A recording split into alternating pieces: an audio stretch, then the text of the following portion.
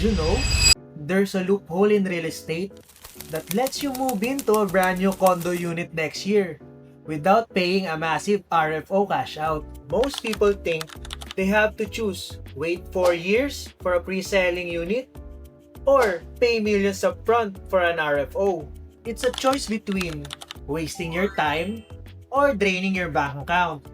But why choose? What if you could enjoy a near RFO timeline, but still keep those long stretch payment terms? How would it change your plans if you can start using your unit at Avida Verge by June 2027?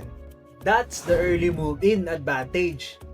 You lock in today's low monthly, but you're in by next year. Stop waiting for the future and start owning it. Comment or message me Verge for a sample computation and a site viewing.